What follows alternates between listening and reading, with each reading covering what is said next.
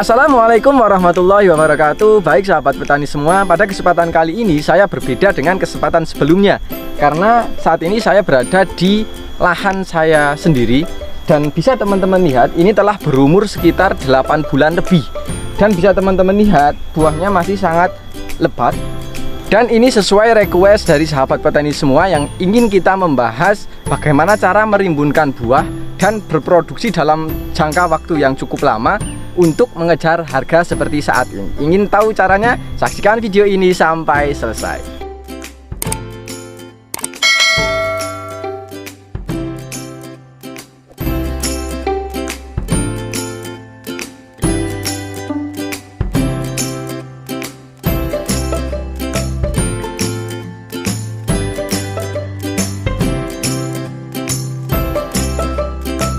Baik sahabat petani semua, kembali lagi bersama saya Zaki di channel Mitra Bertani TV. Seperti yang telah saya jelaskan di awal tadi, pada kesempatan kali ini kita akan membahas bagaimana cara merimbunkan buah dan berproduktif dalam jangka waktu yang lama.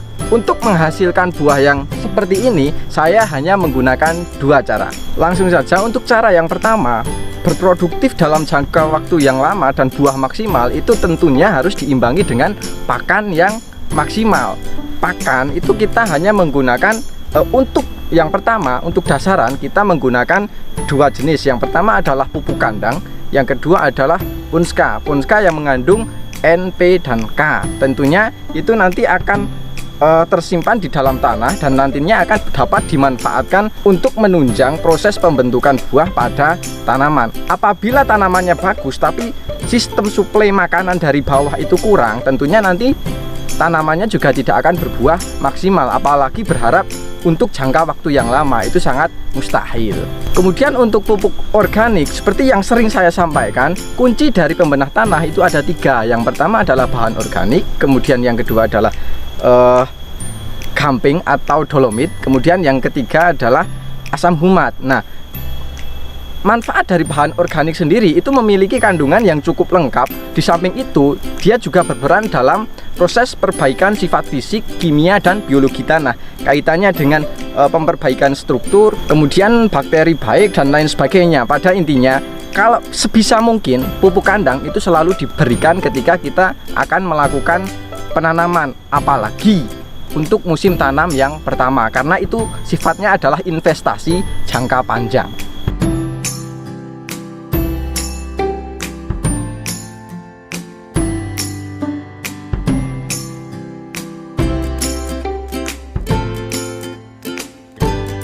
Nah, itu untuk cara yang pertama. Kemudian perlu sahabat petani semua ketahui, pada awalnya ini saya juga menemui berbagai kendala. Kendala yang pertama atau yang paling saya rasakan penting itu adalah terkait etiolasi. Bisa teman-teman lihat, ini bentuk tanamannya adalah mengelung gitu ya, jadi kurang tegap. Bisa teman-teman lihat nanti di tanaman lain. Ini pada dasarnya ini adalah tanamannya cukup tinggi. Biasanya tanaman yang mengalami etiolasi itu akan mengalami proses pematangan buah itu lebih lama. Tapi ternyata itu ada ilmunya, dan saya baru mendapatkan secara langsung di lahan saya ini. Bisa teman-teman lihat pada bagian bawah ini jarak tanamnya kita lompati satu. Bisa teman-teman lihat ya, ini kosong, ini tanaman. Yang kosong ini dulunya adalah tanaman tomat. Nah, dengan proses penanaman yang hampir bersamaan antara cabai dan tomat, akhirnya tomat tumbuh lebih awal sehingga menutupi cabai. Makanya cabainya kekurangan sinar, akhirnya tumbuhnya lebih tinggi. Nah, ketika tomat dipanen habis, dibersihkan, alhasil proses generatif cabai itu lebih maksimal. Ketika tanaman tomatnya itu dihilangkan, ini akan mengalami proses yang cukup signifikan. Bisa teman-teman lihat ya. Yang kedua, jarak tanam yang cukup longgar. Ini bisa jadi secara kuantitas jumlah tanamannya itu lebih sedikit, tapi di tonase hasilnya itu nanti akan lebih maksimal.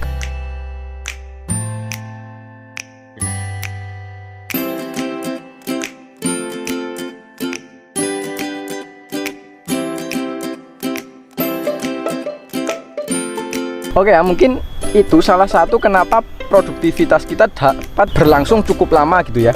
Karena yang pertama adalah karena jarak tanamnya ini sangat renggang. Bisa dikatakan ini sampai hampir 80 cm ya. Ini mungkin malah hampir 90 cm jarak antar tanamannya. Kemudian karena tanamannya ini sudah tinggi, ketika mendapatkan sinar matahari secara vigor itu sudah terbentuk. Jadi sudah tinggi terlebih dahulu, kemudian dengan adanya sinar matahari, akhirnya proses fase generatif itu lebih maksimal. Dengan jarak tanam yang cukup renggang seperti ini, tentunya persaingan pakan di bagian bawah ini lebih minimal. Akhirnya dapat tumbuh maksimal. Bisa teman-teman lihat buahnya ini juga masih besar dan sangat segar. Ini tentunya karena diimbangi oleh pakanan yang cukup.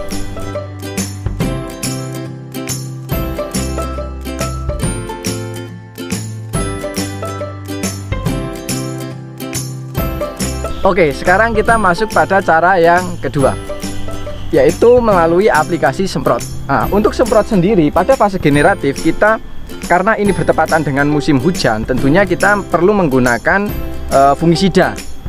Nah, fungisida yang kita gunakan itu ada 3 komponen. Yang pertama adalah plant proteksi, yaitu dari Cover WP. Kemudian yang kedua adalah yang bersifat adalah sistemik. Kemudian dioplos dengan kontaknya kita menggunakan mansokosep yang berwarna biru. Bisa teman-teman lihat ini di bagian daun ini juga berwarna biru.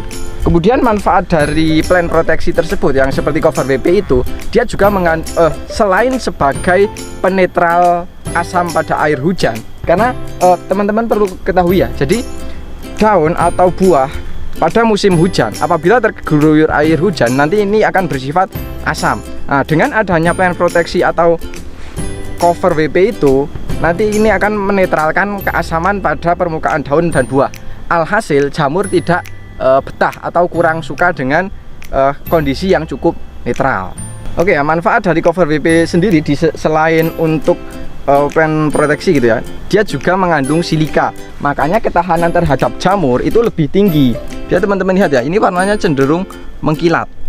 Kemudian untuk nutrisinya sendiri, seperti yang teman-teman ketahui ya, kita biasanya menggunakan kalium cair dengan merek dagang Kalinet. Dosisnya ini cukup irit. Kalau saya hanya menggunakan sekitar 2-3 tutup untuk 1 kali aplikasi. Tentunya ini juga seperti yang saya jelaskan di awal, kalium itu berfungsi sebagai suplai atau pendukung makanan ketika tanaman memasuki fase generatif, khususnya pada pembentukan buah. Bisa teman-teman lihat ini buahnya masih besar ya. Ini padahal petikan sudah lebih dari 40 kali ya sekitar, karena 8 bulan itu kalau biasanya kalau di daerah sini kalau panen itu sekitar 100 hari.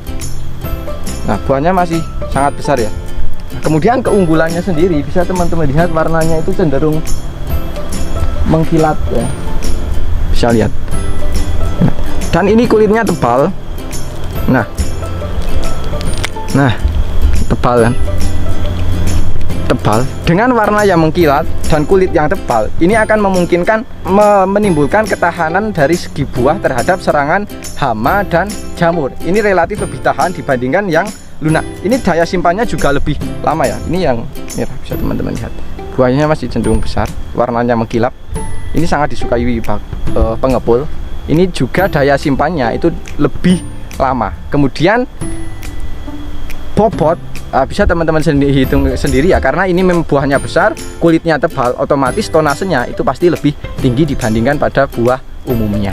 Tentunya itu sangat menguntungkan ya, apalagi dengan harga yang seperti saat ini ya, sekarang pada kisaran 50-an ribu. Jadi bisa teman-teman bayangkan, kita hanya mungkin cukup memberikan nutrisi hanya berapa gitu ya, mungkin nggak sampai 1 botol untuk satu luasan 1000 meter persegi, tapi dapat memberikan keuntungan yang sangat maksimal. Baik sahabat petani semua, mungkin itu dulu yang bisa saya sampaikan pada kesempatan kali ini. Semoga video ini bermanfaat, dan harapannya setelah teman-teman menonton video ini, teman-teman bisa menyimpulkan sendiri bagaimana cara menghasilkan tanaman yang lebat dan berproduktif dalam jangka waktu yang lama. Tentunya kaitannya dengan efisiensi terhadap waktu, tenaga, dan biaya. Dan satu lagi, teman-teman jangan berkecil hati ketika lahan teman-teman itu sempit atau lain sebagainya ya, karena kita bisa membuktikan sendiri dengan lahan yang seadanya, kemudian jarak tanam yang cukup renggang, itu malah dapat menghasilkan produktivitas yang condong atau hampir menyamai dengan jarak tanam yang rapat. Mungkin itu dulu, semoga video ini bermanfaat, dan apabila video ini bermanfaat jangan lupa klik like, comment, share, dan jangan lupa subscribe untuk tidak ketinggalan info-info terbaru dari kami. Dan terima kasih juga buat teman-teman yang telah merequest video ini dan akhirnya kita bisa membahas ya. Dan buat teman-teman yang ingin kita membahas apa, silahkan tulis di kolom komentar, karena request dari teman-teman itu sangat memotivasi kami untuk bergerak lebih mobile lagi, karena komen atau request dari teman-teman itu merupakan inspirasi buat kita untuk membuat konten yang lebih menarik lagi. Terima kasih dari saya Zaki, salam mitra bertani Indonesia. Wassalamualaikum warahmatullahi wabarakatuh, dan sampai jumpa di video kami selanjutnya.